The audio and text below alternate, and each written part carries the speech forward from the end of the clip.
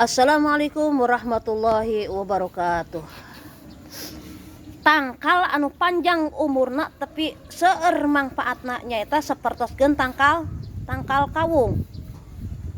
Naon atuh manfaatna tangkal kawung teh?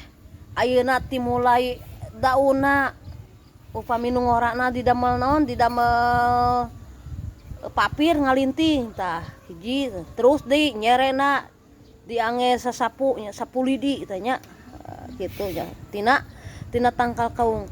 Ayeuna injukna manfaat tina injuk bisa dipake hateup, bisa dipake saung. Ayeuna ruyungna bisa oge dipake naon? Dipake nyeun perah patik, perah kampak. Terus ayeuna acina, terus deui ayeuna ongokna tah dina ongok teh sakaya supaan tah eta tangkal kaung teh panjang umurna teh.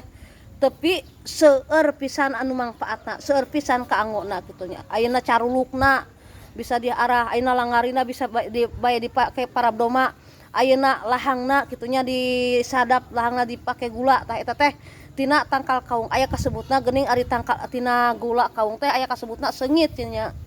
Kitu cenah. Ayeuna ge kajalmi oge anu panjang umurna tapi seueur manfaatna. Ayeuna manfaat keur pribadina, ayeuna manfaat keur keluargana, ayeuna manfaat keur agamana, ayeuna keur manfaatna keur nusa jeung bangsana tah kitu para sadayek sakitu heula anu kapihatur.